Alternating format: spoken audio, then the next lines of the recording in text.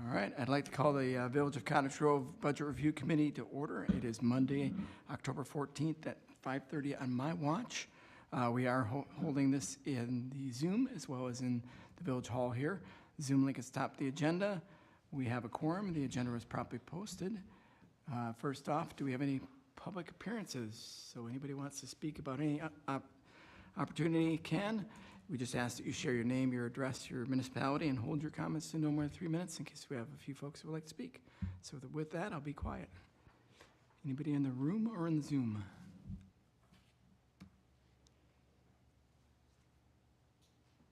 All right. Moving on then to discuss and consider our meeting minutes from our August 28th meeting.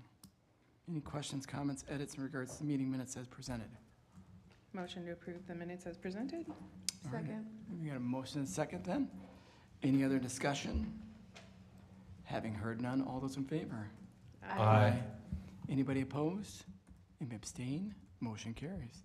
Then we're going to just dive right into the draft 2025 budget proposal.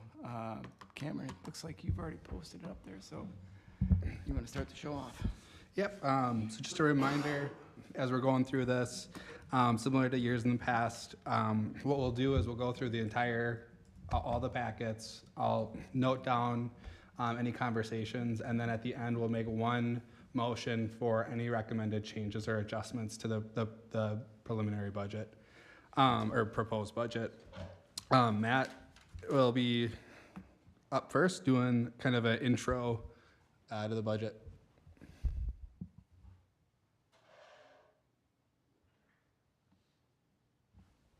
Thanks, Cameron. So you can kind of see in the memo the order we'll go through tonight. So just some high-level budget notes before we start digging in.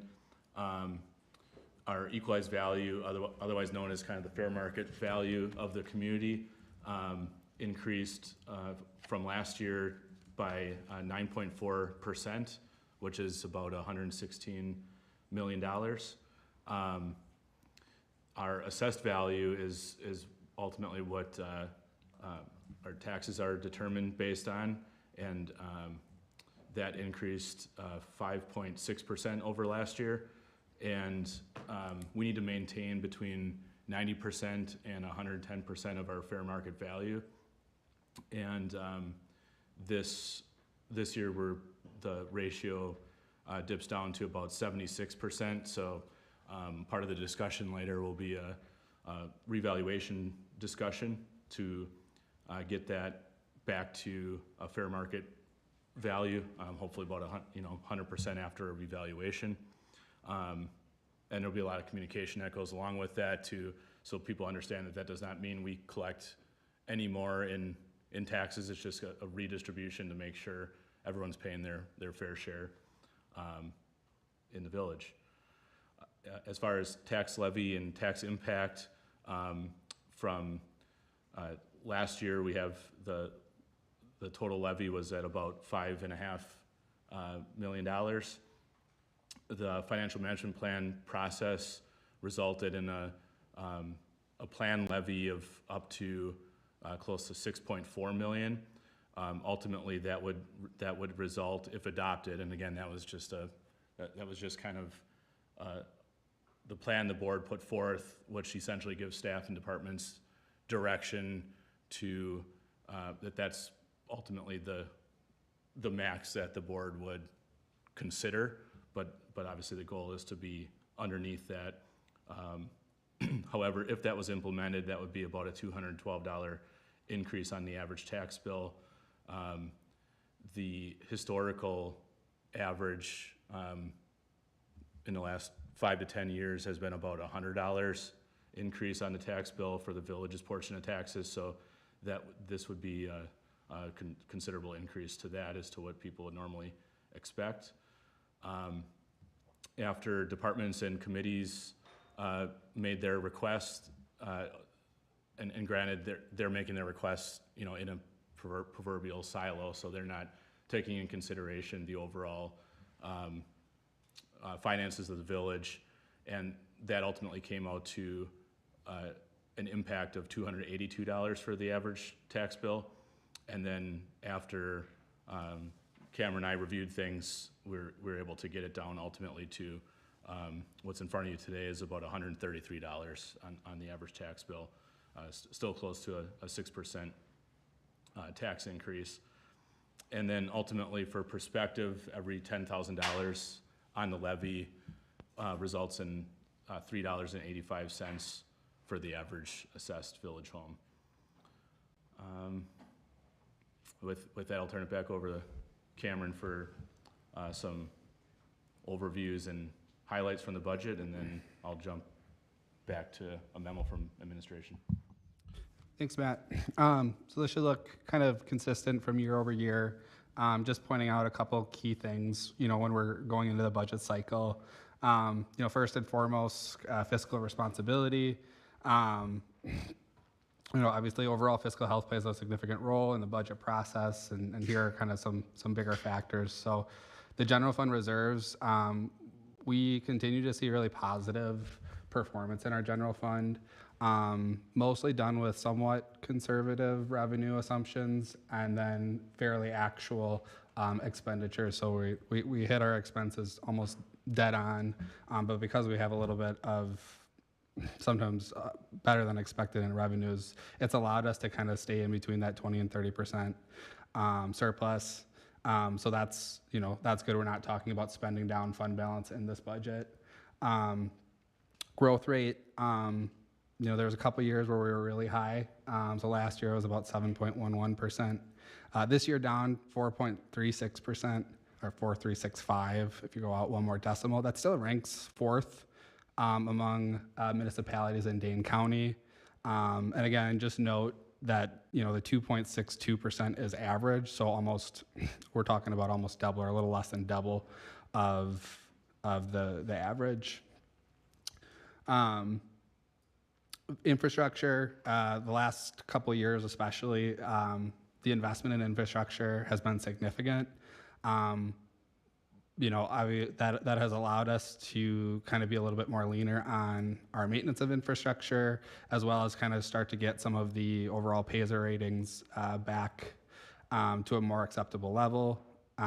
But again, continues to be an area of emphasis to put significant dollar amounts back into infrastructure. Some budgetary highlights here. So Wisconsin CPIU is currently at 3.18%. Rolling 12-month average is just a little bit more, so 3.8. And this really resembles kind of what we see for our cost of obtaining services, or let's say goods. Services is a little bit higher, professional services and other things a little probably closer to 4% this past year. So kind of using that metric and aligning with the FMP, kind of still proposing a two-tiered approach to the COLA this year. Again, doing the 2.5 effective, 1.5 and 9/14, which results in an effective wage increase of 3.8% on COLA for 25 budget compared to 2024 wages. And again, still $400,000 less in the overall budget compared to what was presented in the FMP. In government, we have to separate the major functions of government while we're presenting a budget. So the first one is general government. That kind of makes up village board, municipal court, administration, finance, elections. That line is essentially flat, about $4,228 increase. Again, a lot of that's done a little bit more efficient in some of our professional service contracts. We're now year 3 of our legal team being on board, bringing on board Kyla with the engineering services and stuff has helped out, and it's actually going to save money in public works. If we go down, public safety, consistent with prior years. This is just simply the area where a vast majority of our increases in our budget allocation go towards. So this is year 2 of the existing police union agreement that helped bring wages back up to being more of a mid-tier. For those who don't remember, we were dead last in the county And the last union agreement brought us up to that kind of 50% mark. So just the second effect of that. Additionally, there's 2 new paramedics being proposed in the Deer Grove budget. So a total for public safety increase was about 6% or 205,000. That's being offset a lot by some other areas in the public safety bucket that we're actually seeing decreases in. Public Works, the budget that they have in front of you today is actually 3% less, or 42,400 less than the prior year. Again, efficiencies with road maintenance, less salt being purchased. You know, again, we had a very mild winter, and just have a really stellar team there. That makes every dollar count. Culture, rec, and education. This is a bigger, somewhat bigger category. This includes kind of parks, recs, forestry, library. You know, this increase that you're seeing in the budget is really driven by the fourth quarter authorization to hire a parks maintenance person. Now we have to pay for the totality of, you know, the wages and benefits, and that position is filled. Additionally, we've gotten very good at identifying where costs are. So Bakken Park Splash Pad, we kind of have allocated expenses that should have been allocated to that budget line item. So now that line that's being requested is the amount that is required to keep that splash pad on it. And conservation and development, again, not significant change from the 2024 budget to 2023. No major operations changes. TIF districts typically bear any major development costs, so any legal or other review that has to go in. That being said, I'll turn it back to Matt. All right, thanks. For administration, that we have 4 items for consideration that would come out of our capital fund 410. 2 of them are to support our general areas that get utilized on an as-needed basis to support our communications and HR. So HR would be recruitment services, that's consulting to help fill certain department head or deputy management level staff as needed. And then we have about, from a time allocation perspective, about a half-time in FTE for communications. So this is just kind of some additional support as communications needs arise in that area. And then new this year, there's been some feedback from board members of pursuing a strategic planning process. We believe we could do that for about $40,000. That would be a consultant and facilitator that would work with the board to develop that plan and put it together. And then my suggestion would be a 3-year plan that would be updated every 2 years. And the updates would be an ongoing expense, but less than this initial ask of the $40,000. The University Alliance is a partnership with UW, with grad students to work on various projects. This is year 3 of a 3-year commitment, $10,000 each year. So that would be continuing that. So all told, $95,000 in requests here.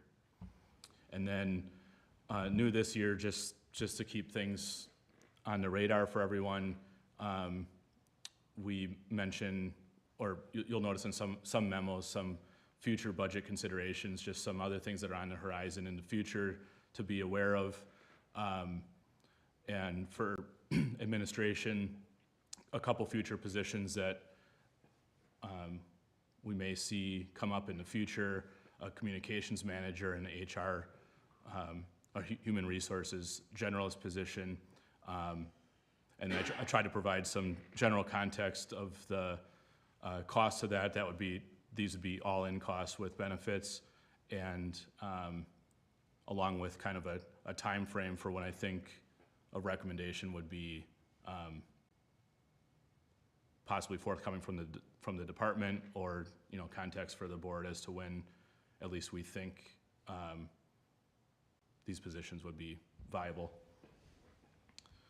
So other than that, that's So all I af- have.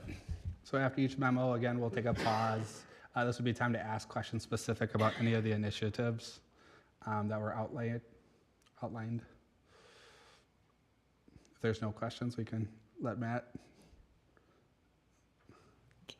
It's maybe not be a question, but a statement. The strategic plan, can we talk about, or maybe at the end after we've heard all the memos? I'm not sure that I'm convinced that that's a good use of $40,000. But I Yep. haven't seen, you know, I want us to discuss the other memos, and I just wanted to put a little note on that. Yep, I have it to go back on. Anything else? Thanks, Matt. Next up is Lisa, and then followed by Chief Lang. We should have like an on-deck circle. So you can stretch out a little bit and work the PC. We're going in alphabetical order this year. Wild concept. All right, so I probably have the shortest memo in the packet, and it's short and sweet.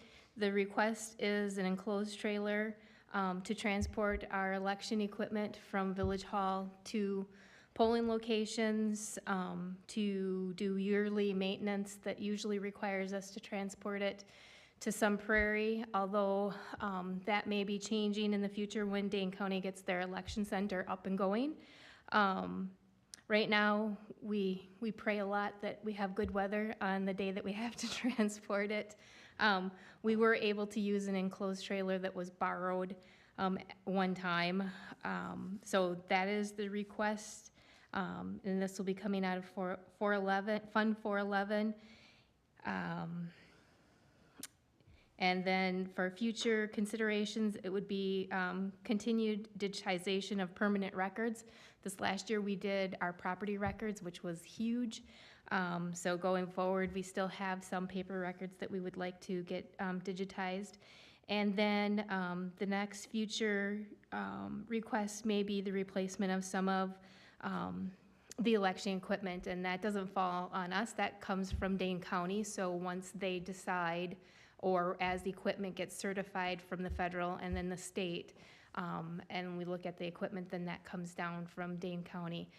In previous conversations with Scott, it would be after this presidential election. I think they will be looking at it, but I don't know that there's any new equipment that has been certified as of date. So more to come. Any questions? Just to add to what Lisa said, this is not an exclusively election equipment closed trailer. This is what its primary use is, and when it's not being used, other departments can use it as needed. Thank you, Lisa. All right, Chief Lang, you're up, and then I will be stepping in for JJ for facilities and admin services.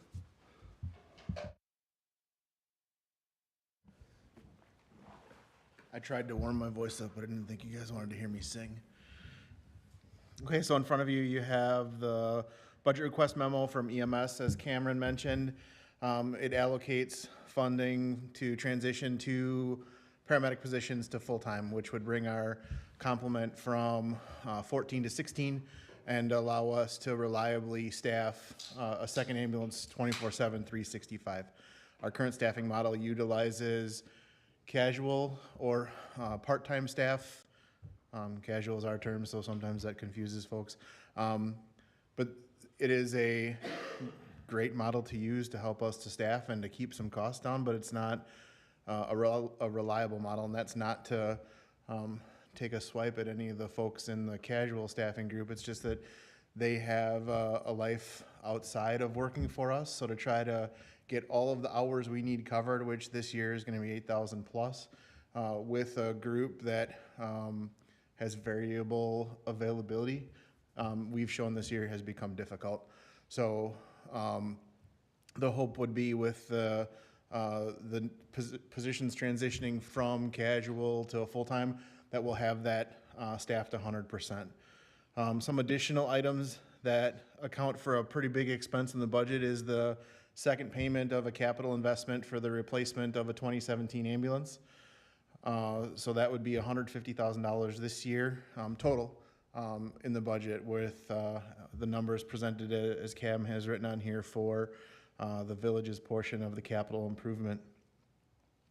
We have some other various expenses that you can see in our budget document. Some of them are a little bit bigger than others. We've gone through and made sure that if we had extra money to cut in those spots, one of the bigger increases was because of QuickBooks.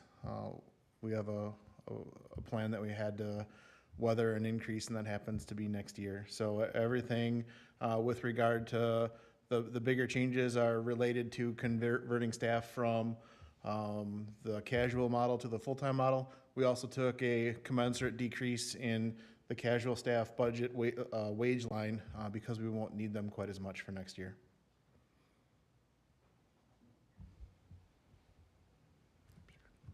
You're done? All done? I think so. All right, perfect. And Should I add more? Am I missing something? Chief, just real quick, the district, I'm assuming, approved this budget, so all the other member communities at the district level, correct? Yes. Okay. Yeah, it was a vigorous conversation. Cindy will Yeah. agree with that. And at the commission, it was approved, and the town of Cottage Grove has already approved it. It's on the agenda to discuss at the Village of Deerfield tonight. So knowing that each community has their own process, so we're in process at each of those three. Yep. I knew that the committee approved it, or commission approved it, but I just wanted that on record. Thank you.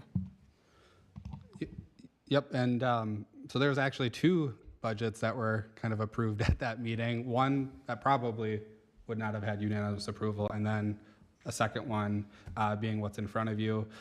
This memo is going to be a little bit unique compared to other departments for a couple of reasons.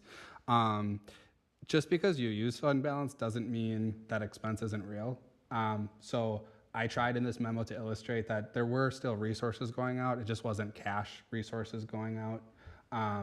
Additionally, when you go through a formula change, DOR requires you to go back the year that the levy limit worksheet was filed, and for all of the members who are in the IGA agreement, and recalculate what your formula would have been if it was that formula, and that is accounted for in the second table. So when you're kind of wondering, oh, that seems like a lot more than I saw in the budget document last year, it is more, but this is more to put it apples to apples when we're comparing the two budgets. Again, similar for any department or division that like EMS, fire, library, there is a sentence here that said, should the full request be satisfied, this is how we would allocate the funding. So we've made no formal recommendations with any of the budgets presented from outside organizations or internal that have their own kind of budget setting authority. And I think to give a little bit better of an explanation from the formula, since we all got together and had a wonderful meeting like this a year ago, we had an adjustment to the IGA, and the agreed upon formula changed. So that would be where you see a difference in, we had one formula we used last year, we have a new formula that we use this year and going forward, all because of work of getting the IGA updated to where we're at today. Thank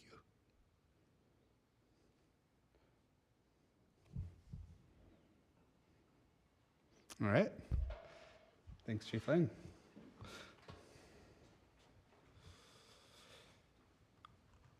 All right.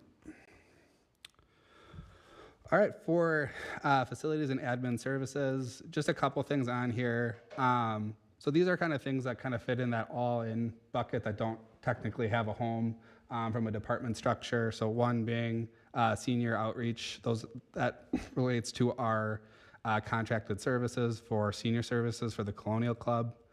So I put both the full cost on here as well as what the increase would be. MPO, annual contribution, this was something that was brought to JJ and my attention about a couple months ago now.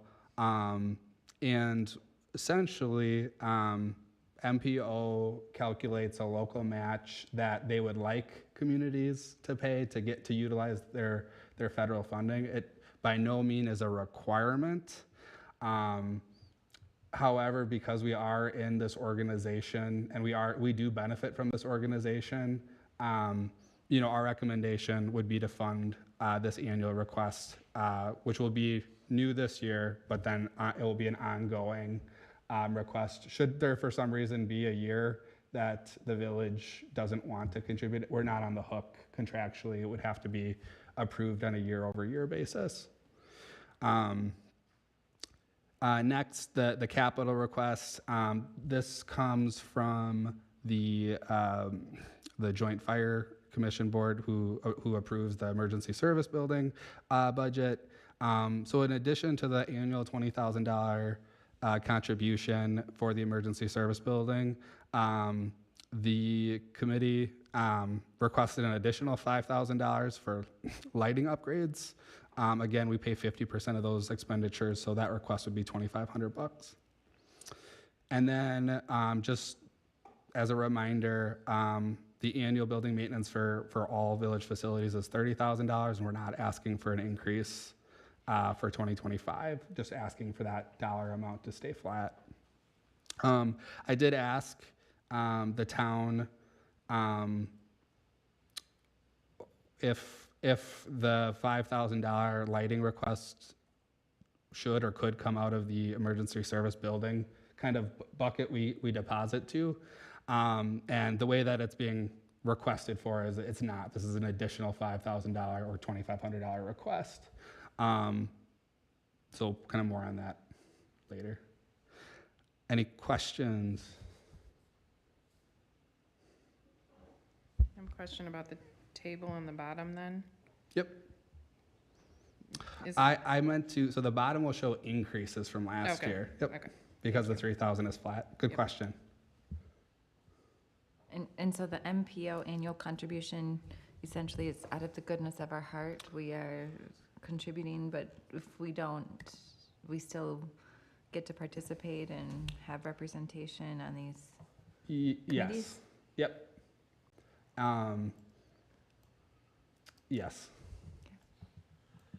What, at a high level, what could be the cause if enough communities decided that they weren't going to provide a local match? MPO would not be able to get fully utilize their federal funding.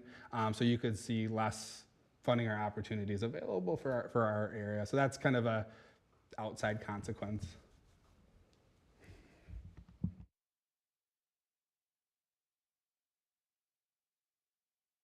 Would we like that on the parked items? Okay.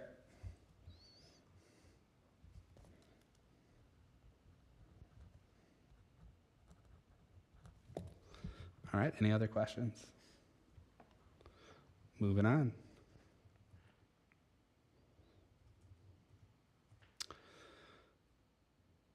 All right, so for the finance department, kind of as discussed at a prior board meeting, so first time that the budget review committee meeting is hearing this. One of the things I'm recommending is implementation of what's called the transparency model.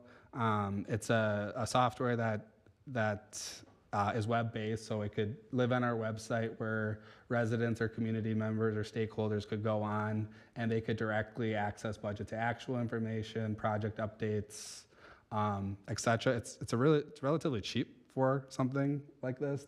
They do have a full budget module where everything, including departments requesting and items and board members for capital projects. At this time, I feel like that's a little bit much, and I think this could go a long way on enhancing transparency to our residents. So one-time cost, there's a small one-time cost here, and then an annual subscription fee of about $4,800. The big ticket item we have here is the exterior revaluation. Unfortunately, in discussions with Mark Brown, who is our point of contact at Associated Appraisal. He strongly encouraged the exterior revaluation because the properties have not been visited since 2008.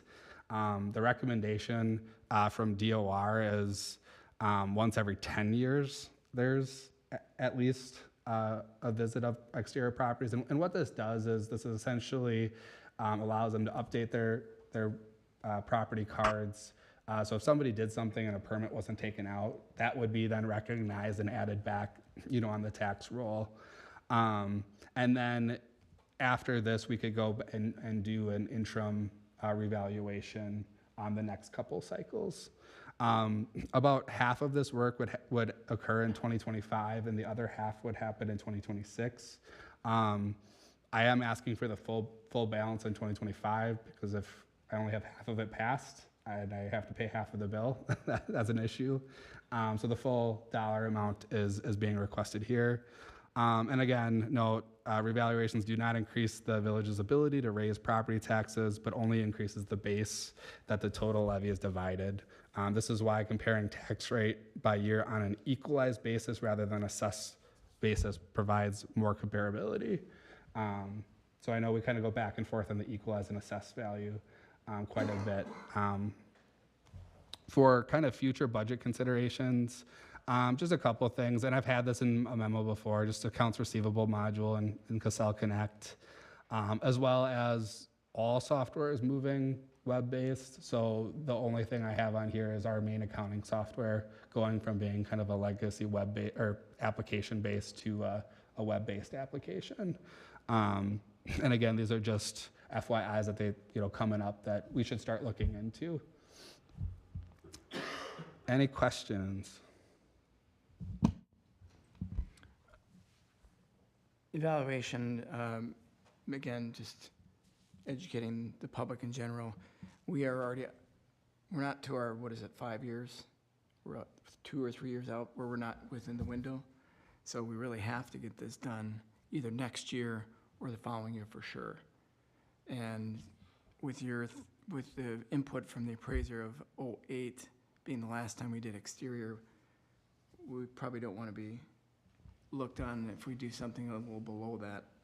When it comes to that, we probably are due to really actually do a full-fledged effort on that.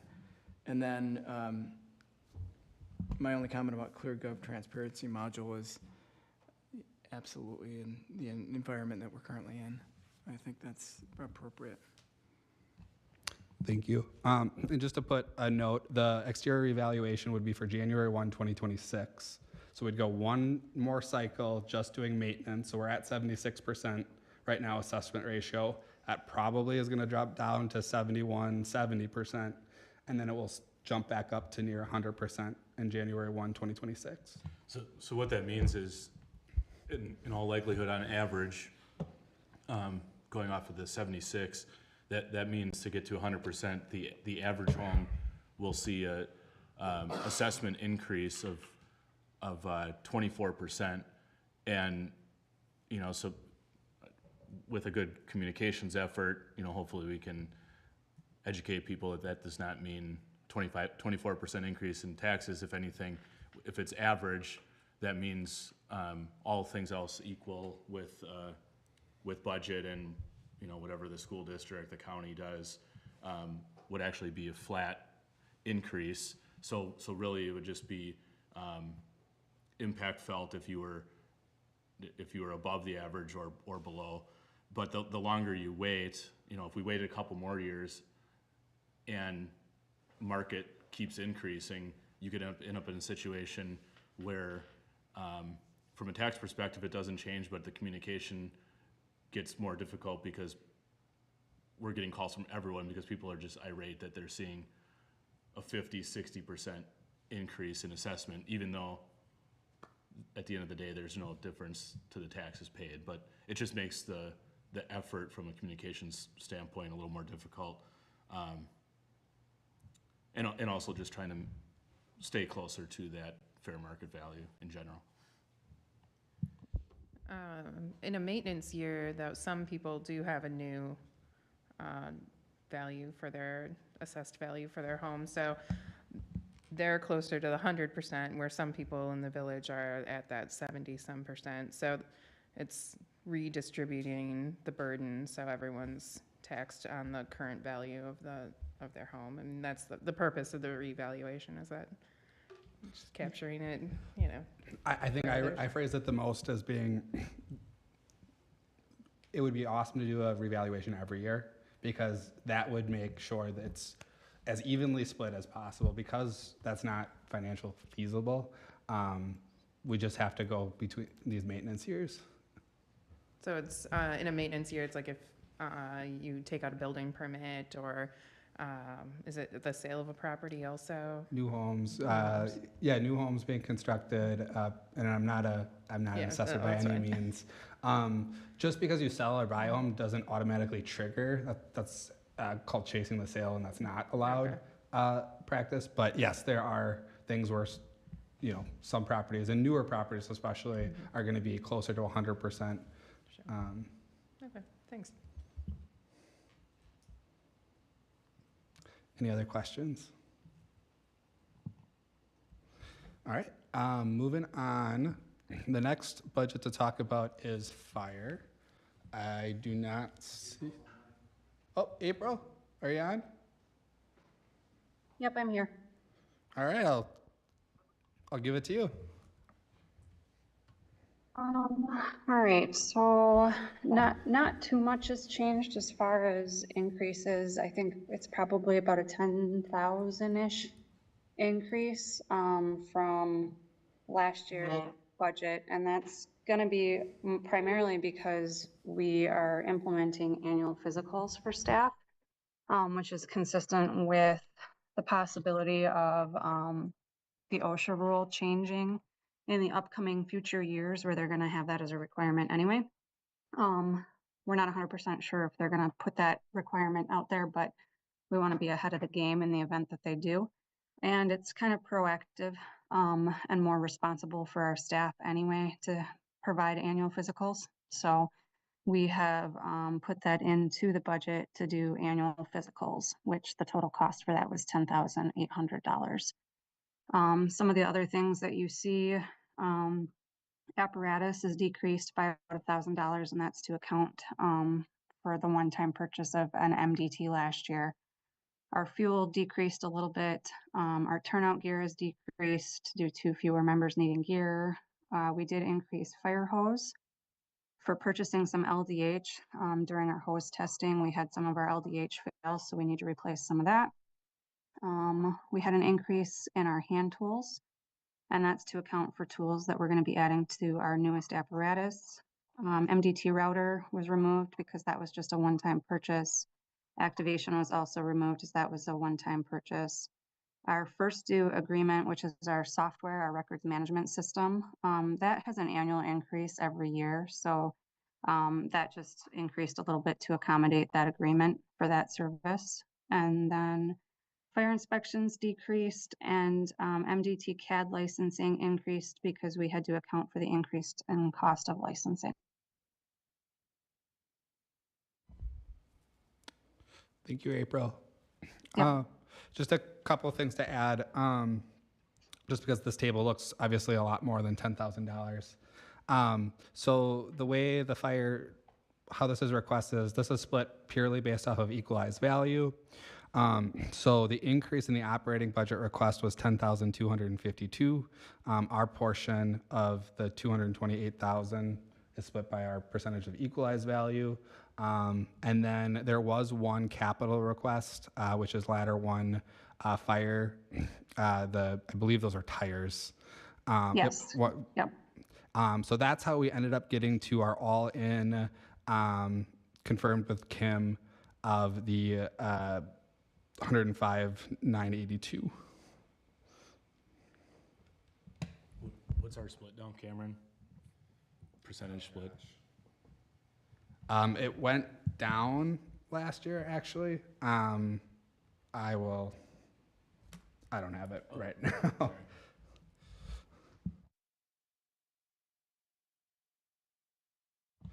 Any questions? All right. Up next is library. Cindy.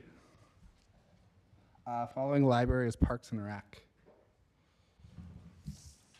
Okay. So the library is responsible, just as an overview, for library services in Cottage Grove. And one of those big initiatives that we have is the library programming that kind of remains central to our mission and vision as a board. As a brief recap, we had about 112 programs this year, in our, which is an increase of 37 compared to last year, and we're slightly under 2 years old in general. Our attendance, I think we're breaking the 3,000 mark right now, so it's about a 53%, actually 56%, I think, increase compared to last year at this time. And so we have a strategic plan that kind of guides a lot of our direction right now. And this request is broken into two main requests. So the first request aligns with our strategic plan and kind of operates independently of part two, which is the library referendum that we can discuss after this one. The main request is moving Tracy, who is our library outreach and programming specialist, to full-time starting in Q4 of next year. And that would allow her to take over a lot of not only the volunteer burden, but some of the administrative tasks that the library board does, and then also increase our programming, also probably, she had a number in there, but I think about 25% over the course of the year. So we'd be increasing our programming to residents. Budget request, I think I have the longest budget memo. 1.2 is increasing library programming, which is a 25% increase from last year, and that would, again, cover a lot of our event supplies and subcontractor fees for the programs that we do. But also there's some other costs that would be covered in that. We're also asking for additional funds for DEI and belonging and community. We do quite a bit of kind of larger programs that focus on kind of just creating a little bit more community within our community. And then also funds to cover some of our current programs that are covered by some of our foundation and grants that we have gotten over the last year and a half. So that is kind of outlines the first part of the budget request. The second part of the budget request is that the village board is currently exploring the possibility of establishing a brick and mortar library at the Learning Ladder site. And if we move forward with some of our due diligence, there's kind of 3 additional contracts, and just for the sake of transparency, we put that in our budget memo here. So one is the architectural structural due diligence. Another is the referendum communications firm, and then the third is the Sweeney Group Capital Campaign Services, and we have used that group before when we did our financial feasibility study. And then the last part of the budget request is just justification for full-time. Tracy and I met and kind of sketched out why it's important not only for the department to have her as full-time, but also for the community. Thank you, Cindy. All right. So as we're going through this, it's the first part of the memo, like Cindy was mentioning, is the actual request. So Cindy and I worked on both the 2025 total and 2026 total. So later on in the programming specialist memo, you'll see estimated costs for 2026, including direct payroll cost and indirect costs. And then this is another memo where the staff did not make take any direction on. So the budget review committee should, and we'll get going on, should consider making changes or recommending as is.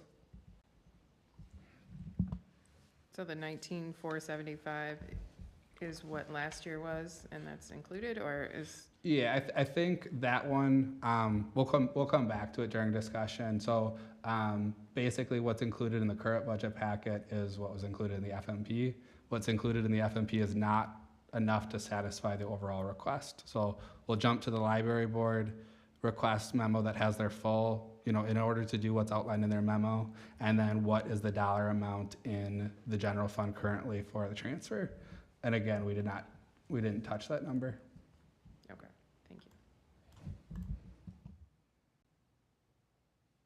I'm sorry, Cameron, I'm not following. So the table on So- page 27 is, So that represents the increase for, so we got. for the request. So we'll take our 34,165 plus 19,475 gets us to, whatever the amount is in the library board portion in Fund 204.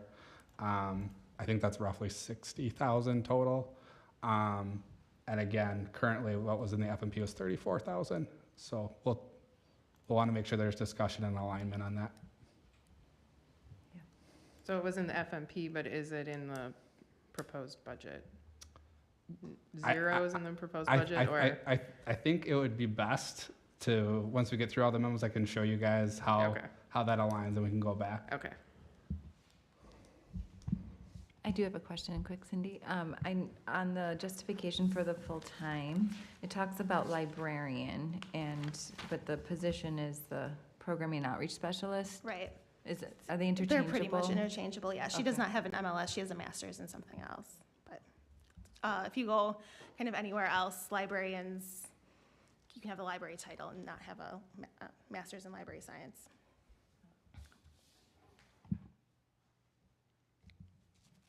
So this is a pretty sizable increase then if we're comparing it to all others. And in addition to that, we're looking at a referendum, which is a sizable investment by the community. So I'm struggling a little bit with the overall ask, this sizable compared to some departments negative, some 5 to 6%. The overall increase that we can justify in the communities, we're looking at 6 to 10%. So I'm just wondering, what of this is truly essential? Granted, it all is essential. It's all great work. But we have to keep that in mind, because the other thing with this, anytime we move somebody part-time, full-time, or add a position, particularly in the fourth quarter, they're going to hit us. It's going to hit the next year with the full amount. And then we're looking at that cycle of not the next year, but the following year, where we have a negative number in our overall operating budget. So, wouldn't want to see somebody where we have to actually cut because a referendum isn't approved to extend over our limit, our budget limit, or our levy limit, excuse me. So I'm scratching my head on this one when I looked through it earlier.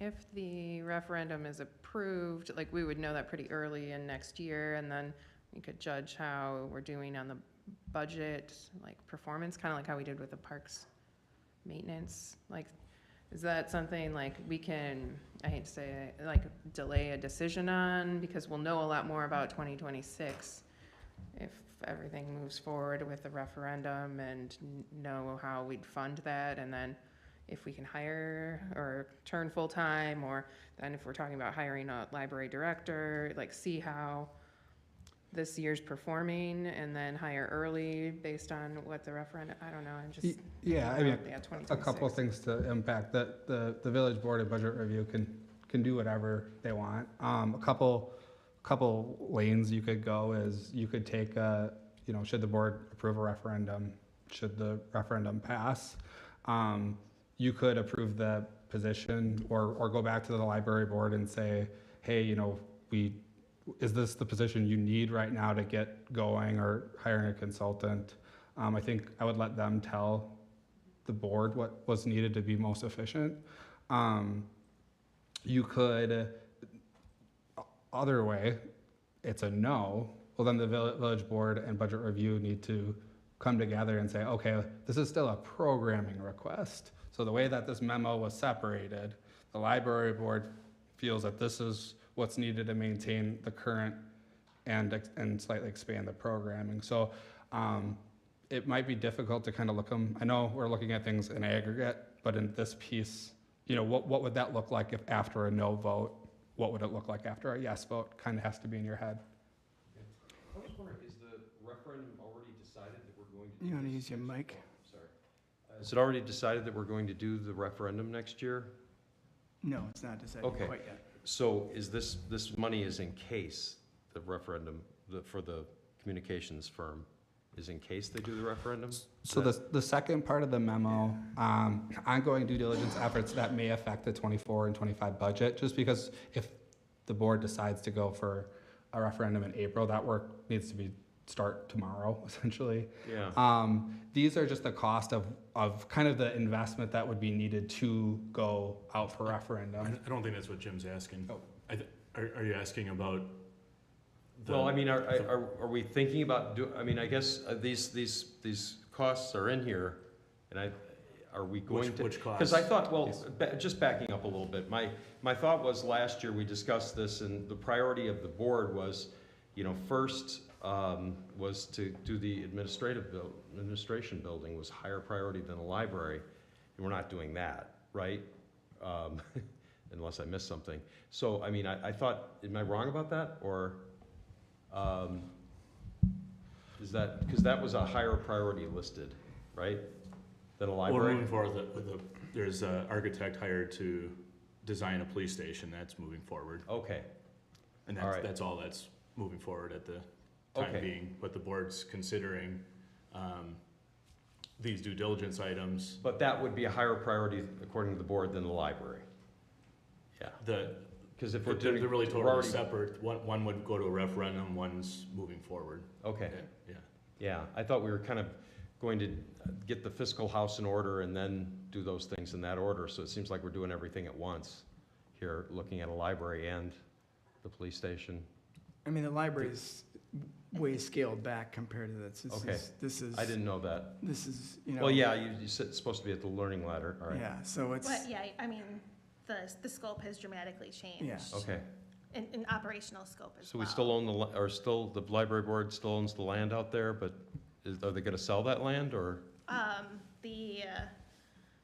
So right now, the Friends hold the land for the library board, and we can ask Uh-huh. for it back at any time, but I think right now. Would the Friends sell that and use the money to improve the learning ladder? Is that the idea? They would, and I don't want to speak for the Friends, I've had like preliminary conversations with them. They would transfer the land back to the library board, and the library board could determine what to do with that land and at what time. Uh-huh, But yes, it would be considered an asset. uh-huh. so, yeah, I think we're going down I know. too much of a. I know, I rabbit hole. understand. I'm happy to I talk just want to see the big after. picture if I'm gonna put my input in, Yeah. so. And Cindy- I don't hear all these conversations. so. Yeah, a question I have then is, if a library moved forward, the referendum approved, would the programming fold into the library? Is that correct? Yes, and probably not at this scale either. When you look at the library, a future library budget, the library programming line would probably not be at this scale, but because we don't have a physical building and we have one part-time person, and it's just, so it's higher than what you'd probably see at other municipalities for kind of the same work that we're doing. Once you have a physical space, you have access to, you could do a lot more, More, yeah. a lot easier. So I guess my logic would be is if the referendum moved forward and was approved, then you'd probably move Tracy's position forward as well, I think it would faster. probably transfer into an adults/programming position, which is in our flow, in our charts, In the yeah. org chart. So I would think that would happen fairly quickly then if the referendum would approve, because she's probably wearing a lot of hats at that point as well. And she and- wouldn't start, regardless of what happens, she wouldn't want to go full-time until the fall anyway. Okay. But yeah, to clarify, if the learning ladder was not on the table right now and that part of the budget request was missing, this would still be in front of you, the part one would be, based on what the library board's talked about over the last year. And I'm happy to talk after the meeting if you'd like. I guess my input is that I would kind of agree with John about, putting it out there, having a person in there for a quarter of the year, kind of locks that person in and pushes us into spending that money the following year. So I agree with that might not be a road we want to go down. And I think that you would see that next year too. Then the ask would be next year would still be to make Tracy's position full-time in 2026. So, I guess this is where I was hoping we could reallocate some of the other money, like that 40,000 for strategic planning, no? Different funding. Oh, okay. This is not, all of this stuff would come from 410. 410 cannot be used to pay salaries. I guess I could buy supplies and whatever, but I guess I wouldn't recommend that, because, yeah. But doesn't it all come out of the same bottom line in the end? No. Nope, okay. Nope. Is the So- strategic plan more of a capital Yep, investment? Yeah. so that fund is more of a long-term, like, we've had recruitment services in there, because that's not just a one-time, like that, the theory of that is that benefits several years or multiple years. Revaluation, it's not just a 1 year, it's 10 years. So what the problem becomes in the 410 is that it's not a sustainable funding source because there's no revenue coming into that fund outside of interest income and cable fees, cable franchise fees. So if you put it in 1 year, like next year, that funding is not going to be available the following year. So we just want to make any staffing, we just want to make sure it's a sustainable source so we don't have to cut people. Going back to another thing that maybe we put, and maybe I'm jumping ahead too, and we can just keep going with plans, but the other thing that I think was flagged was the MPO annual contribution. Now, that's the general fund, is that right? That's more the operating fund, not 410? Yeah, so that is, I actually have to think about that one for a sec. Yes. Okay, thanks.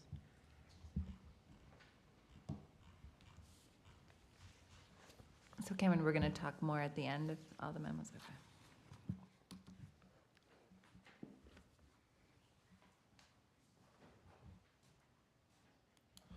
Mr. Sean?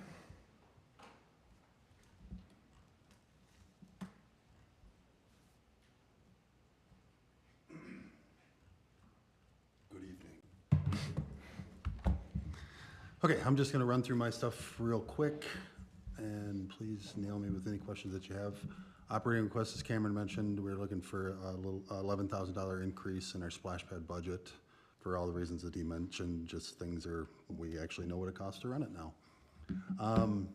Capital projects, engineered wood fiber, so everywhere with the exception of community right now, we have wood chips, and we have to replace those. So we're looking to do that in smaller chunks instead of having to replace it all at once and just kind of keep plugging away at it. Each part goes away, we have to replace it about every 3 years or so. The ADA project, that's just recurring as we continue to knock off ADA deficiencies within the village. So that's been in there since 2018, and we're making some really good headway. I can see that going away here in the next few years. North Lawn Park security cameras, we did a major upgrade at Bakken Park, and so with stuff that's happening at Village Hall as well as the MSB, everything would be tied together and visible from PD, and so just tie us all together. Currently Bakken Park is the only one that does have security cameras. Community Park, looking to do just a renovation on that field. We're having some drainage issues. It gets a lot of use, so we're kind of looking to start over and just refresh that field. Major projects, Shady Grove, Cameron, I'll let you talk about this one a little bit too, just so. So the original price on redoing or finishing off that park was about $650,000.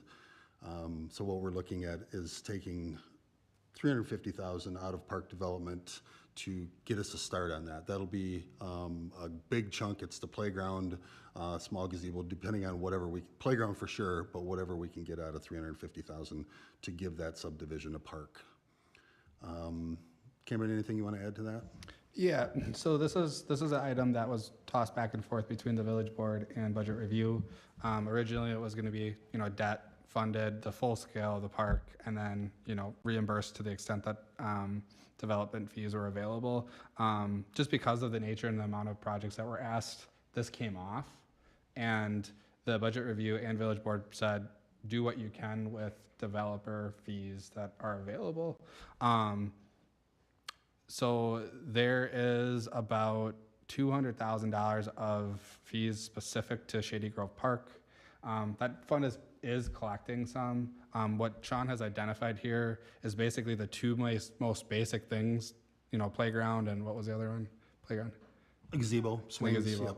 Essentially, to make it, if you're gonna do anything, just do these things, and then we could come back and add to this as funding becomes available. Moving along, Houston Park. So in '24, we had some money budgeted to basically replace the playground and do a little bit of work on there with the possibility of, remind me of the name of the subdivision over there?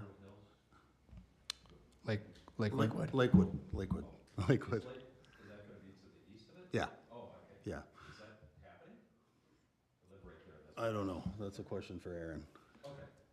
Yes. Still working with them. They haven't formally submitted anything yet. Yes or no? Yeah, still working? Okay. Sorry for the interruption. So with the possibility of that project, there's a force main that comes through that area too. So we decided to hold off and not do anything with Houston Park this year. And then in the process, I thought it would be good, let's just finish off the park completely. And so we're asking for an additional 100,000 that would give us all the ADA adjustments that we need for the park. And hopefully, we're pretty confident that we're gonna see some efficiencies with a contractor in there at the same time doing the force main project on Trillium. 1-ton truck with radio. We don't have a 1-ton in our parks fleet, so, and they're very tough to come by, so we're looking to get one for our use. Bakken Park's field irrigation, pretty obvious. Strauss Park Electrical, that's the last park one of two parks that we do not have an ADA in. So we need to get an electrical service to that as well, and as put like a security light in the center of that gazebo. Entry lock upgrades, these are just programmable locks that we can put on our shelter storage areas. They often act as equipment storage for our coaches, and sometimes shelter reservations. We have to hand out keys, and we don't always get them back, they get lost, so we're looking to eliminate that and just go with the code. And then future things that we talked about again, down the road, our staff is pretty maxed out. There isn't a whole lot more that we can do. So somewhere down the road, we'd like to add a couple of recreation program coordinators that we could get more into the special event stuff, add some more programming. We can't really take on a whole lot more than what we're doing right now, but again, that's future. Thanks, Sean. A couple things. So obviously we live in a reality where we can't fund everything. So you'll have a revised total fiscal impact here. So a couple things that were cut from the recommended budget was the Bakken soccer field irrigation systems. The next two aren't necessarily, these are 410 expenditures, or at least proposed 410 expenditures, and just based off of the timeline on when these were submitted, they hadn't gone through the capital prioritization process. They're cut for now, and if the budget review committee would like to add them back, more than welcome to. But that's the community park baseball field renovations and the North Lawn camera. And then just put a note here, and Sean, please confirm, if the committee and board wish to add back products, the priority is North Lawn cameras, community park field renovations, and then Bakken Park field irrigation system. That would be the correct order. So this is where the 40,000 from strategic planning could go? 100%.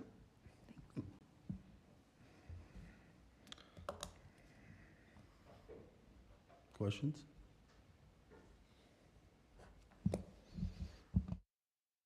Thanks, Sean. Aaron, you're up. Aaron's followed by Chief with Police.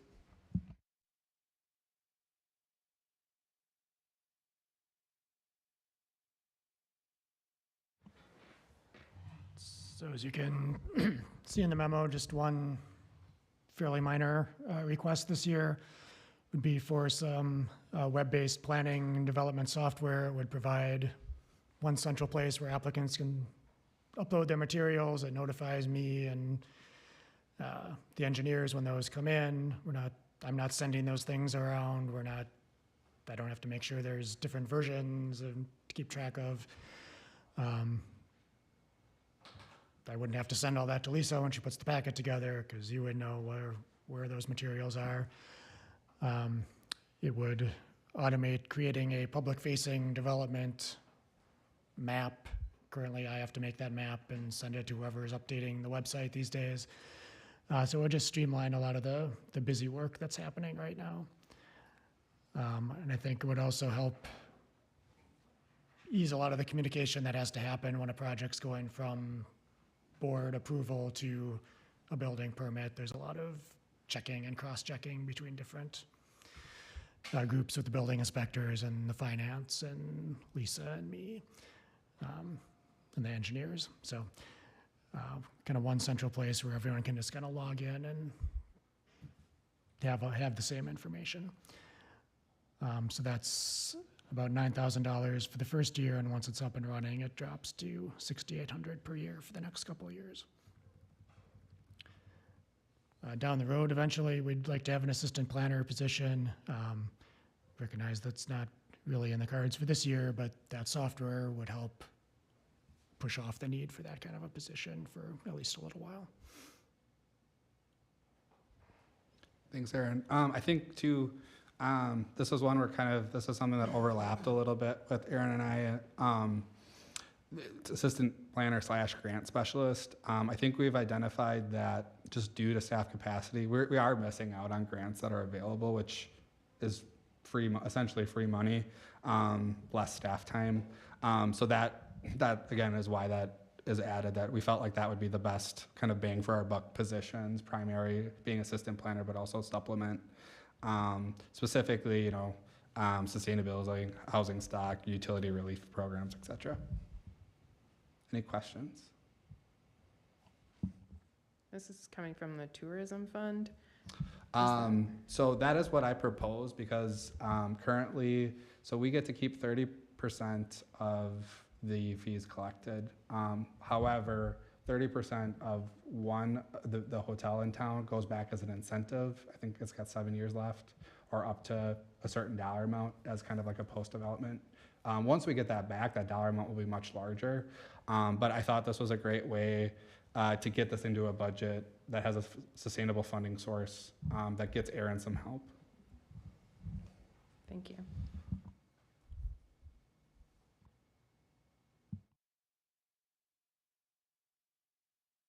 Thank you, Aaron. All right.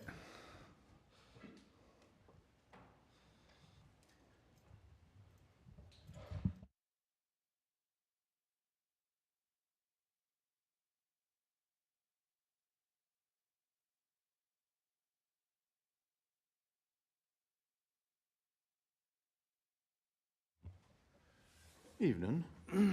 So, my 2025 request, starting off with, as the department's grown, looking to do an internal reorganization with the personnel, creating a deputy chief's position and leaving the lieutenant's position vacant until it's appropriate to backfill that at a future date. I.e. the structure would be a chief, deputy chief, and 3 sergeants for the foreseeable future. Part of the reason with this move is related to currently the lieutenant wears 2 hats. He has the responsibility of the emergency management director, folding that into the police department under the deputy chief position, sort of streamlining a few things there. I'll let Cameron address the fiscal, why it says not applicable aspect of it.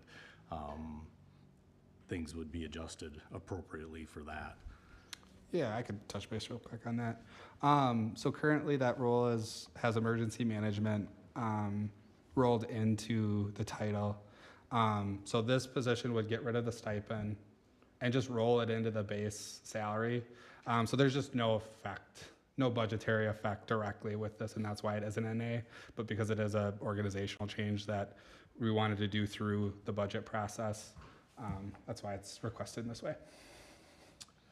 Moving on, obviously, as the village has grown, requesting personnel to account for the growth. It's not just, as I reference here, it's not just off of population, but it's also calls for service, the amount of time we're spending on calls, and the service we're providing to the community. This agency is a young agency, which is great because I have a lot of young blood and energy and all those fun things that come with it. But also part of it is they're getting their experiences firsthand and developing their skills. So some of the calls that a veteran officer may be able to do in an expeditious manner might take a little longer. So in addition,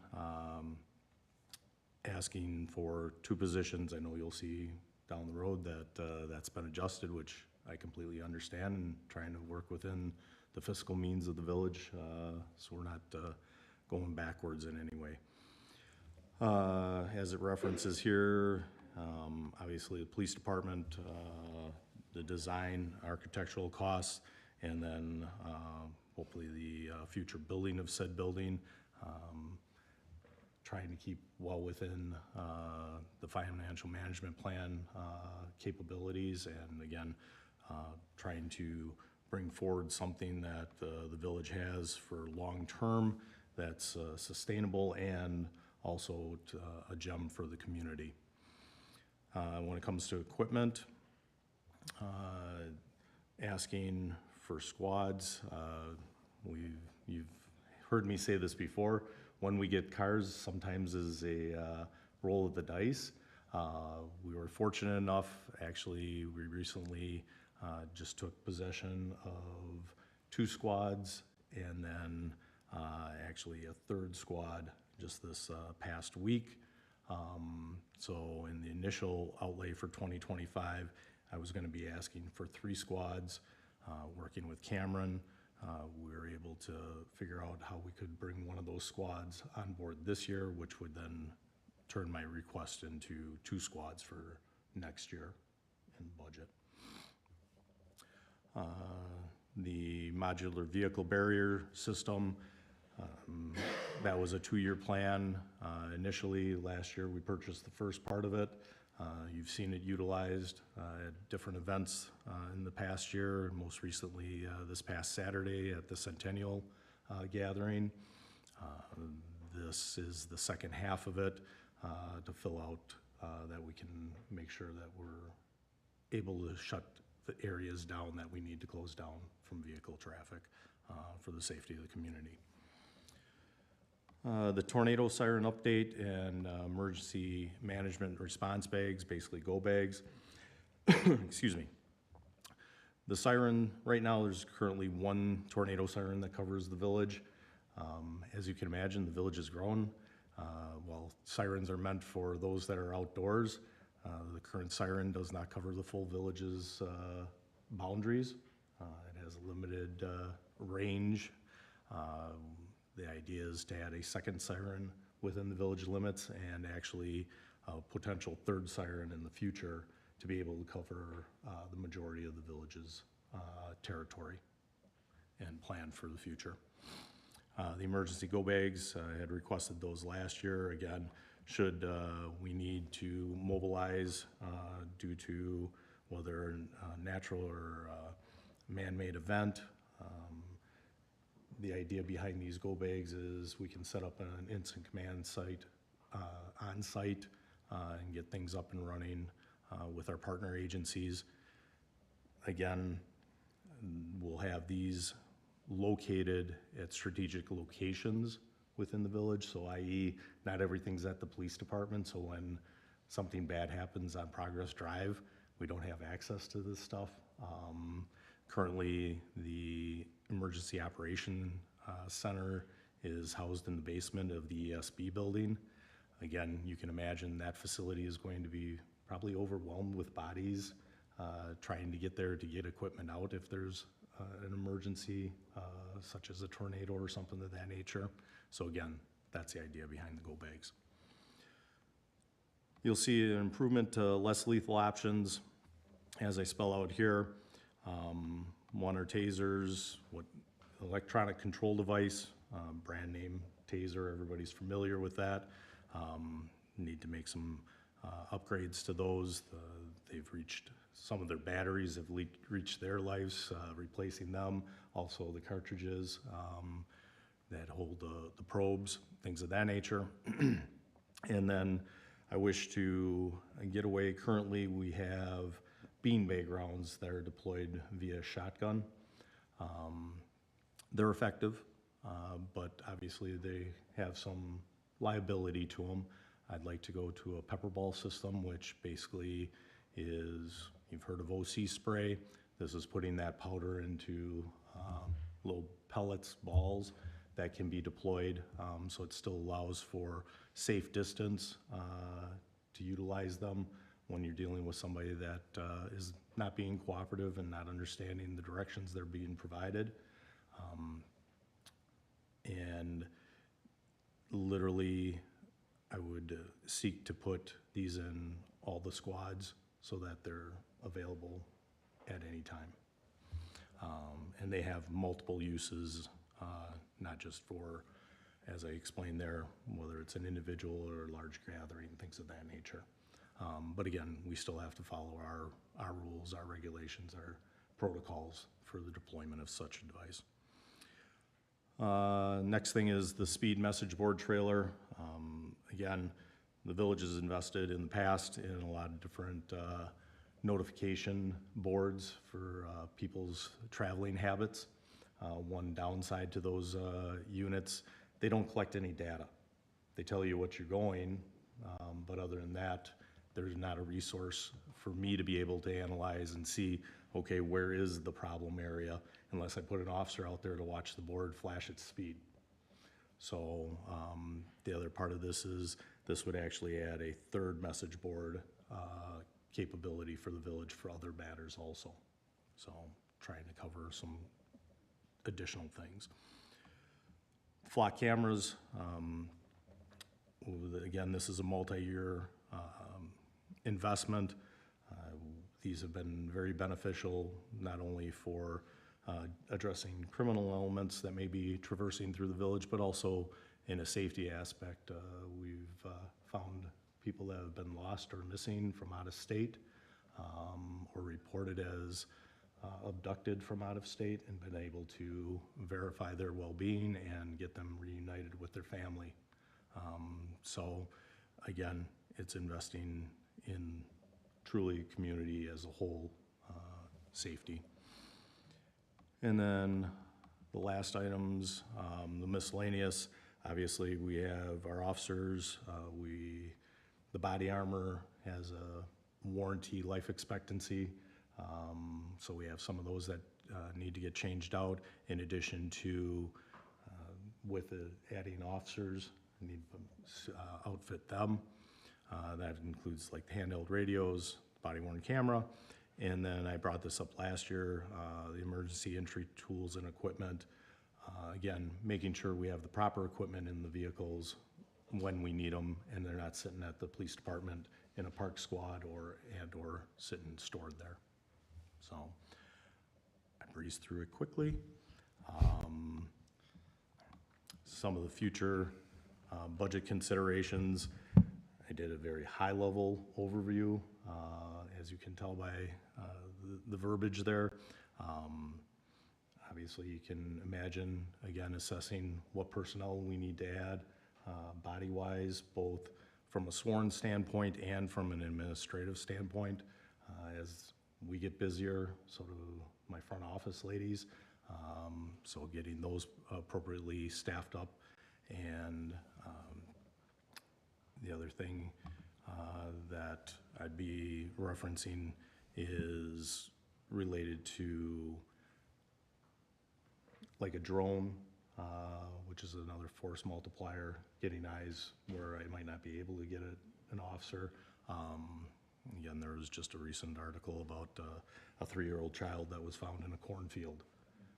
because they were able to get a drone up and be able to see the child and get the rescuers there. Also looking at potential of a mobile security camera trailer where I can deploy it to be able to monitor areas that, whether there's a problem and or there's a perceived problem, so that we can actually see what's going on and be able to respond to it.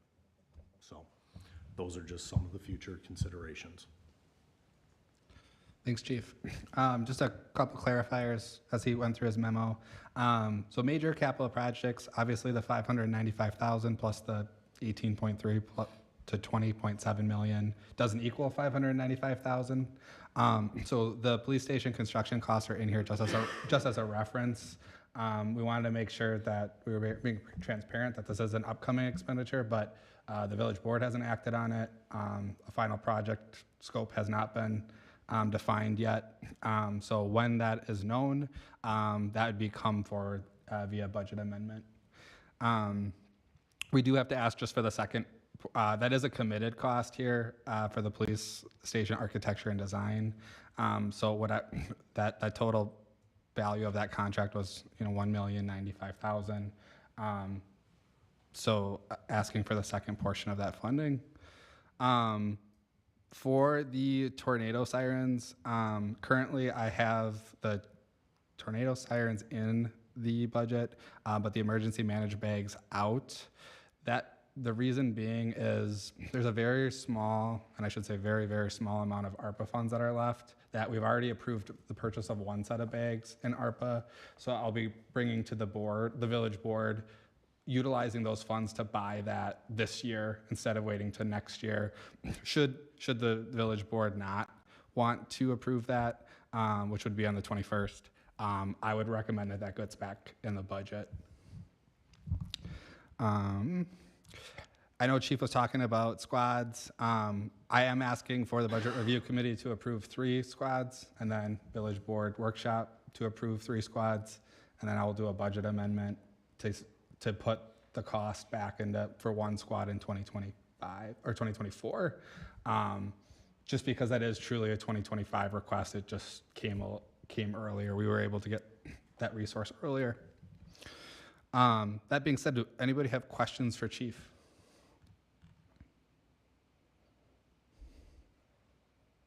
I guess we did only, in this, I glossed over that, 1 officer is being filled of the 2 that are requested. Thank you, Chief. All right, I'm gonna pretend my best to be Kyla/JJ. So the Public Works memo, kind of simple. It actually shows a net decrease in expenditures compared to 2024. Another driver of it, we did switch refuse and recycling providers. That's a relatively high cost savings. Additionally, salt, again, as I mentioned, from the winter season, and some one-time small tools that were purchased in 2024. These 2 things that are in here have already been approved via resolution at various board meetings, but are formally now being requested in the budget. So the $165,000 for the stormwater sewer management plan, and then we'll get half of that back. We have to budget the full amount. We'll get half of it back. I think it's $82,500. And then the MPO planning grant, again, approved at a different board meeting, but this is the at most cost. For our major capital projects bucket, the completion of the intersection improvement as well as the bike path extension, both those projects had engineering costs in 2024 or will have costs in 24 and constructed in 25. What you see there is only the cost that is going to be in 2025. That does not include the cost that has already been spent in 2024. For vehicles and equipment replacement, just requested the planned replacement of 1 snow patrol truck, and some miscellaneous vehicles and equipment. The good news is we were able to, similar to the squad cars, actually get the snow patrol truck, and it's at Burke currently getting upfitted. So both are the 2023 and the 2025, because that was approved at Village Board. So the only thing that's happening in 2025, is the cost for upfitting of both those vehicles. Next, the next bucket is the 2025 road, streets, and trail maintenance.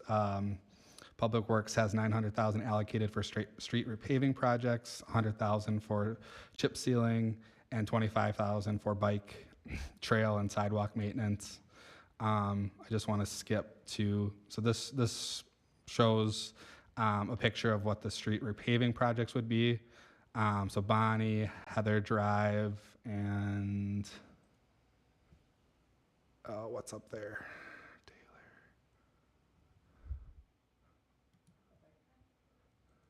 Oh, yep. The 2025 anticipated chip sealing projects, this would be, again, subject to, we're going to spend that allocation. So if we come back with a lesser bid, we're going to try to get as much of our roads done as possible within that bucket. So this is what is currently estimated to be able to be done for chip sealing. We'll jump back up. For similar to 2024, there was projects that we had to budget for 2025 projects. So there's now engineering costs we have to start incurring for our construction projects that are going to happen in 2026. The path connection to McCarthy Park is, again, primarily a water project. So we're only seeing about $25,000 land on the capital project fund. And then the bus/BB bike path intersection is $100,000. That actually has no water or sewer allocation. So the all-in request is $2,429,900. Again, that's much elevated to other departments because they have the full allocation for the annual street and repaving plus any other major projects. Future budget considerations. These have been talked about in the past, but this was really well thought out, and so I encourage just to read. Utility technician, with the 40 miles of sanitary sewer and water main, 3 wells, 3 towers, 5 lift stations. We only have 1 superintendent and 1 designated utility employee. That being said, that's a huge lift, and we have a very new system. Our system's not going to be new forever. So just to keep that in mind, that will become more pressing as the system ages. Same sentiment here for public work technicians who maintain 37 miles of streets and stormwater infrastructure. The next position is a mechanic. This could benefit a lot of departments. And to the extent I've talked with Chief Lang briefly about what could a shared position look like, and utilizing this position, but would cause significant savings for our maintenance expense. And then GIS specialist. We currently contract all of our GIS services with Grafe. I probably butchered that. That being said, whenever we ask them to do anything, we get charged for it. And so being able to have somebody in-house to properly maintain that infrastructure or that online database of infrastructure is a need identified by Public Works. All right. Any questions on Public Works? And just a quick comment on the mechanic. If it's one individual, that would be awful challenging to have him or her know all the different nuances to an ambulance or a police car or anything else, plow truck.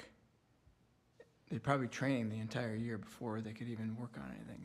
That's my only caution on that may be hard. You can be able to find somebody that's skilled in that way, but That would be a very difficult position to fill. Right. 100% agreed. Diesel, gas, everything. I mean, it's just, if they work on the mowers, I mean, that's a long span of stuff.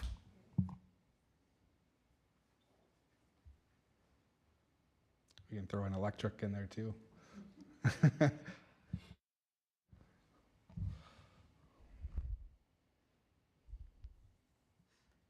As a reminder, anytime there is 2020, so there's 2026 engineering occurring in 2025, while those plans don't go away, we have the availability to implement or do that construction project. Essentially, what's being given here is direction for staff to implement that project as if it was going on in 2026. So when you are approving a recommendation with these engineering costs, kind of giving staff direction, that direction. All right, so any last questions on Public Works? All right, so kind of what was presented, what does that look like overall? So that looks like a budget for the average home seeing about $132.91 impact. That is significantly less than what was presented in the FMP, but still kind of edging higher than what has been historically expected in our parameters, and we are aware of that.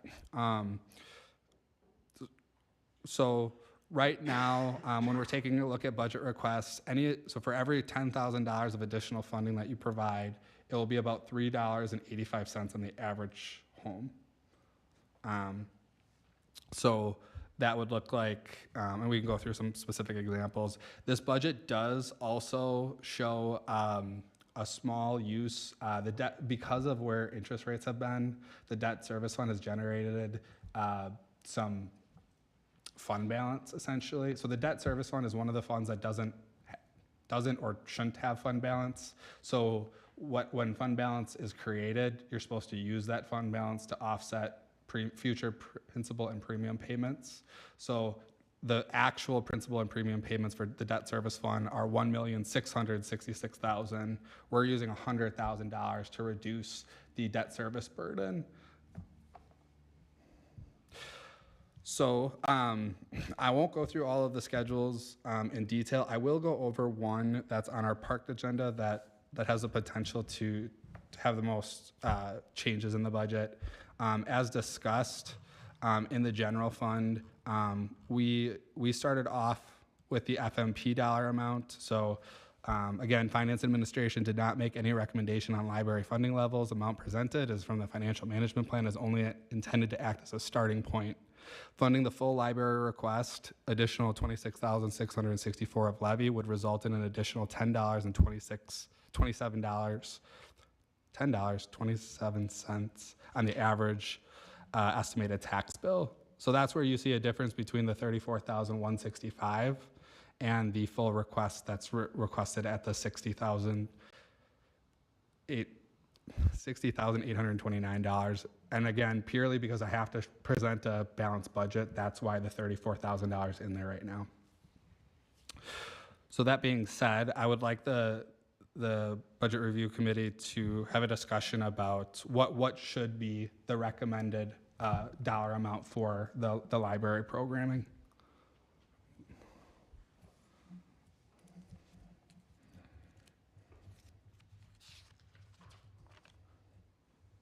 And I don't know if it's helpful to have Cindy come back up to the middle table for questions.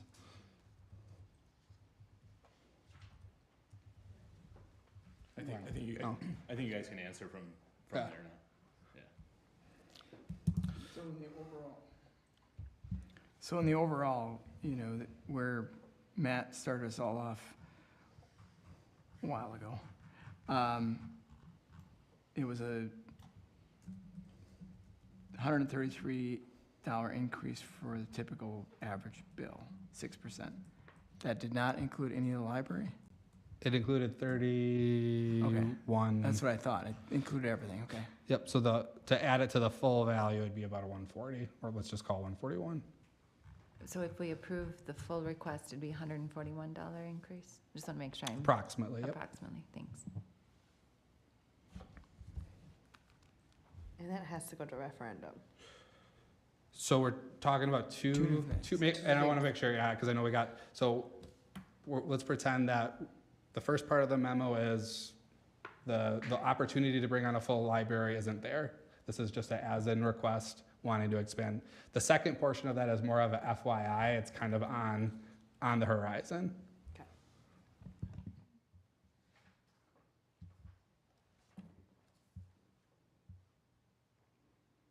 Cindy, how many hours does Tracy work now? She's 20 hours right She's now. 20.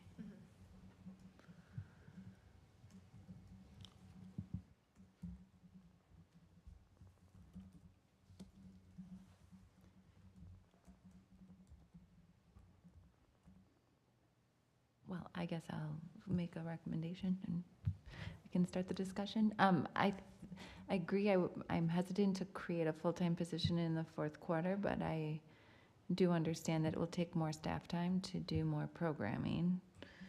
So I think if I don't know, Cindy, correct me if I'm wrong, but if we do the additional programming, we would need additional Tracy hours, or do those Right. programming dollars include staff hours? No, I think so. I mean, she's maxed out right now. Yeah. With her hours, and then in order to get her, more professional development and to take HR trainings and to, come to meetings and write grants and write policy and kind of do all of the things that other people have been doing for a while. That's why the position would increase. Okay.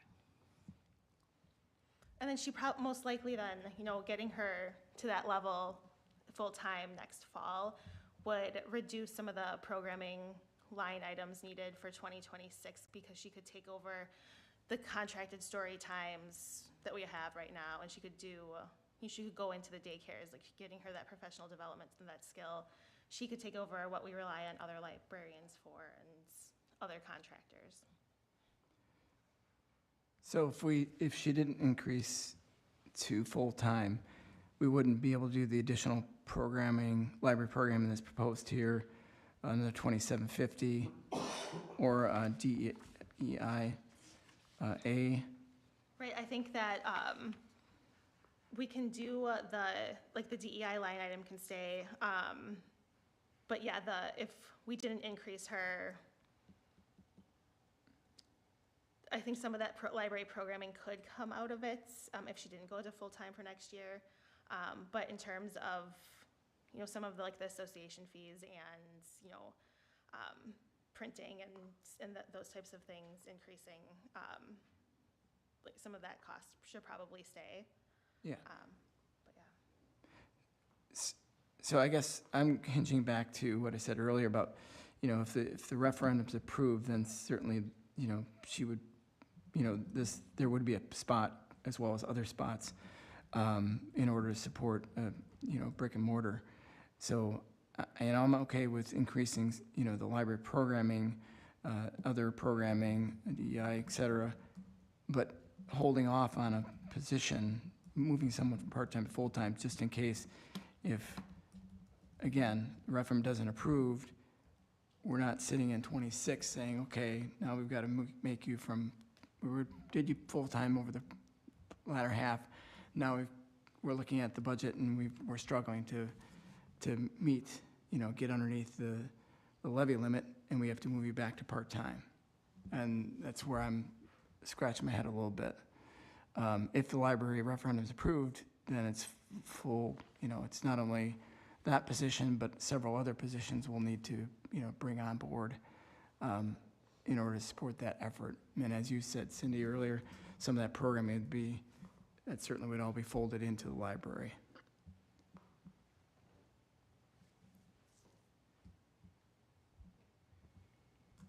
What are the hours maximum without going full, is it 1099? Is that, I don't know what that translates. She's basically capped at what she can. So I think it's 10,099 technically. Yeah.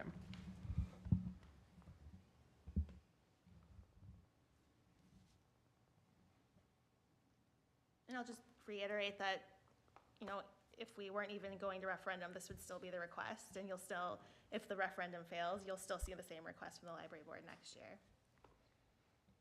Likely for the full year, starting January of '26. And it is an employee preference too, that it starts in the fall. I'm going to full-time. So I'm thinking back to our parks maintenance that we did last year, and we waited until, we got our financials, see how we're doing, and then we can see how the referendum goes. If we can go to full-time, then we'd have an idea of what 2026 would look like, and kind of wait to make a decision on going full-time in fourth quarter, just so we can see how all of that shakes out, and then maybe we can hope to plan 2026, but maybe we could make it earlier in 2025. I don't know if anyone has any. That's kind of what we sort of did with the maintenance, see how we're looking in the future, how this year's going, and then this other piece of the referendum to see how it goes. I don't know if anybody else has any thoughts on that.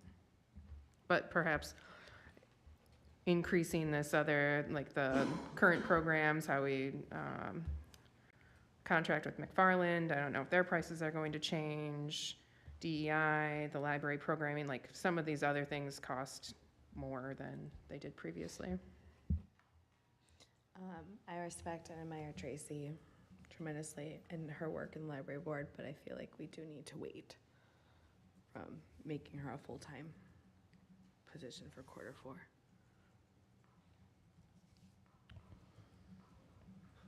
Looking for just to get some clarification, because you said wait till fourth quarter. Wait until we understand what's going on at the library and moving forward, I think.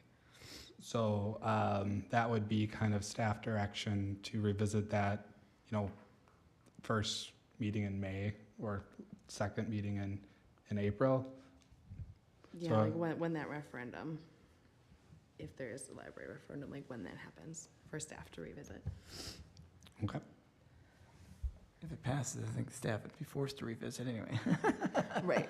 Because everybody's scrambling to get things moving forward then at that point. But she can't become full-time before Q4. Yeah. And 2025. Regardless of Yeah. what happens. I appreciate that part, certainly. And the referendum it's basically allowing us to spend money for 26, right? So does it give us anything for 25 if the referendum passes?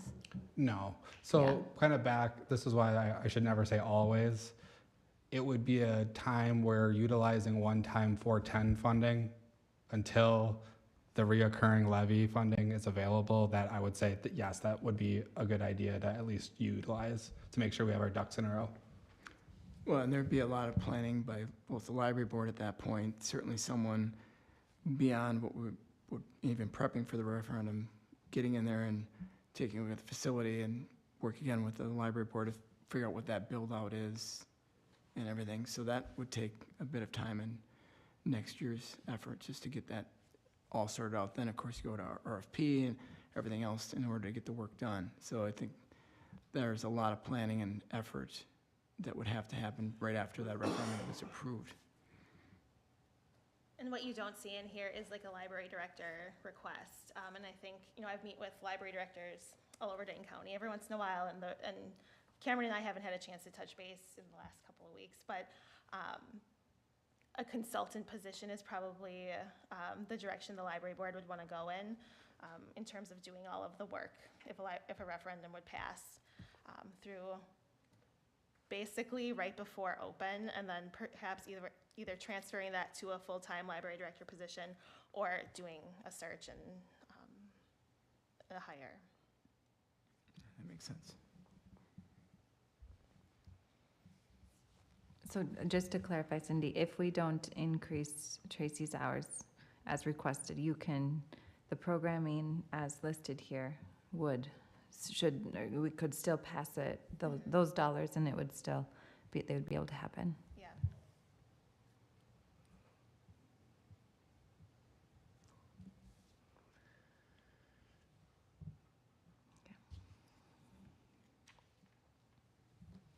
So again, I'm gonna do my best to summarize the discussion. So what I'm hearing is the Budget Review Committee is going to be recommending the budget as presented, less the increase to full-time and fourth quarter to be revisited post-referendum or additional financial results. Yeah. Okay. All right. Any other discussion on that? And again, not, but then it does pass one time 410. Yeah. The next item we have on our kind of what I call parking lot is the strategic plan for 40,000, the MPO for 3,500. Those were questions, and then Sarah had asked us to potentially revisit adding or having a conversation about North Lawn cameras in Community Park. So strategic plan, that's a big one. That's $40,000.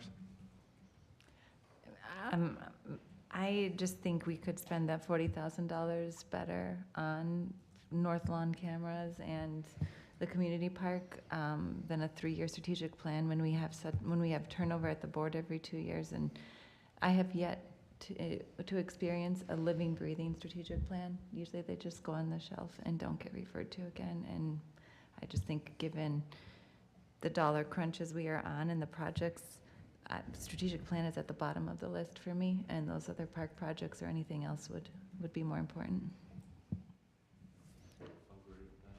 So North Lawn cameras in the community park, so that's 21,000 plus 25 is 46. Strategic plan is 40, just to put in context of dollars. So it'd just be asking for an additional $6,000 of non-levy funds.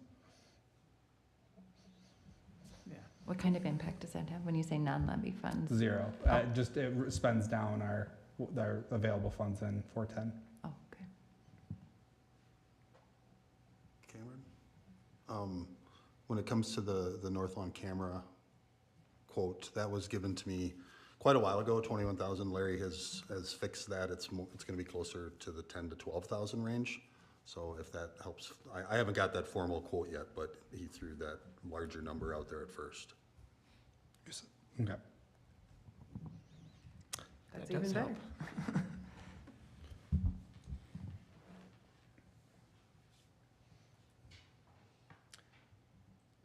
MPO, is that the other one you said?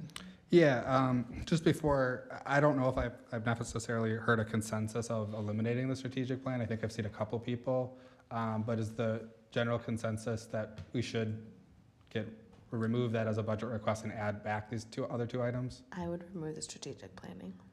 What would that? I would say to remove the strategic planning. I Okay. feel like that money could be better spent. I'll agree. Okay, I think I have overall consensus on that. I would agree as well. And then the 3,500 from MPO. It's hard for me to want to include that in the budget when we haven't, and we're not required to, and we have library programming and other things that we could spend. I know it's only $3,500, but that's I'm okay leaving it at MPO, but Is there a dollar amount different than 30? I mean, they're asking for Oh. 3,500. If we say, well, no, we couldn't do that, but we'll start off with $500 or 1,000, is there? So MPO is asking us for 3,500, right? Yeah, it's like 34,850. And then we're Whoa, receiving a wait, grant wait, from them as 34,000. Oh, well. sorry, 3,400. 3,400. And I saw somewhere that we're receiving like a grant from them somewhere. We're actually giving them more money to do some work, so we're able to apply for a grant. So that could be another justification. We're Okay. giving you money to do this work. I was looking for the library memo, if we could have like the amount, here it is. If we were to say that $2,000 for the DEI BC work, so then, what is that, 1,500 left or something? I don't know. I was trying to just come up with a rational reason for how much we would reduce the 3,500 by. I think we already talked about the library other than. Yes, I know, the I just, role, but- mathematically, Oh, okay. I don't want to just randomly decide 500. In my mind, I was thinking, okay, we could say that we took 2,500 and put it to this 2,000 and put it to the DEI BC programming, but that maybe is just my own justification in my mind for working that through. So I'll suggest $1,000 for the MPO. We're at zero, right now? In the budget document, it's 3,500. No. But yeah, zero To currently. this year, Yes. in prior years, Yep. zero. Well, we're starting with something then. Or could I throw out, if we do $1,000 for MPO this year, the other 2,500 that we already had in the budget, could we put it towards like the Colonial Club or one of the other social Or services? maybe we can just save it Or and, we could just save it.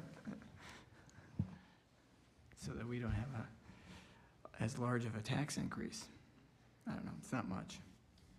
Is this the first year the MPO is asking for local match? No. So I think because they've had some turnover, this is the first, JJ and I got an invoice and we were like, well, what the heck is this? And so we reached out, got some history, and realized that, it's not required and we haven't been paying. So I mean, I think it's appropriate to ask them and come present next year, and say, hey, you guys want the funding and get it in there, we can have them come here for sure. So we could either start with zero or come ask for it, or start with 500. I'm sure they'd appreciate anything. Yeah, I'd be in favor of going a little lower, just starting at 500. I would, working with the Capital Area Regional Planning Commission and the MPO, they work very closely together, and I know that the MPO distributes all the federal funding to our territory of the MPO within Madison. It doesn't include all of Dane County, but portions of Dane County. That we're starting somewhere, even if it's just 500. Maybe Plan Commission could even be a spot for presentation, or Village Board. I don't know. They do advocate for better transportation in the region, which helps us, but I think a lot of their focus is in even more urbanized areas. So 1,000 or 500? I'm good with 500. Okay. 500. Fine. No, we're not going up. What was the final dollar amount? 500.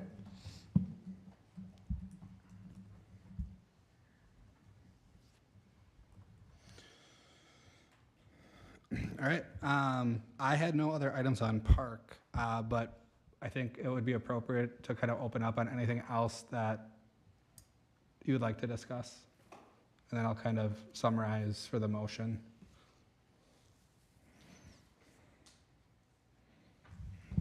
So I think it was very easy to go through each of the sections, know what is kind of a priority that we're holding off on, what is the highest priority for this year. So thank you to all the departments and Cameron and Matt for bringing everything together in a nice package. Appreciate it.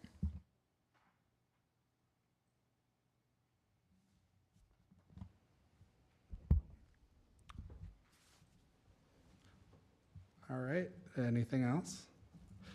I would suggest a motion as followed. To recommend the proposed budget with the addition of North Lawn cameras, community park field renovations, elimination of the strategic plan, and to reduce MPO funding from $3,500 to $500. And then what about the library position? And to eliminate the fourth quarter hiring of the library outreach and programming specialist with staff direction to revisit after a referendum or financial results.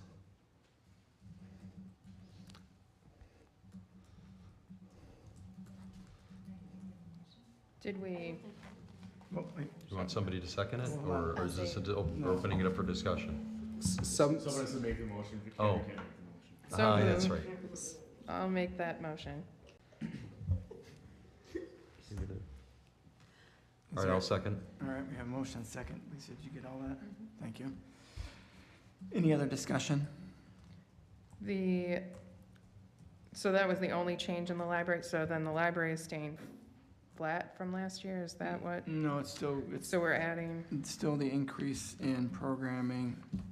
the 2750, the 2000, and the 2400? Yeah. And Okay. they can figure out how to Okay, work their magic. perfect. Any other discussion? All right, all those in favor? Aye. Anybody opposed? Any abstain? Motion carries. Item 6. Motion to adjourn. And a second. Non-debatable, all those in favor? Aye. Thanks, everybody.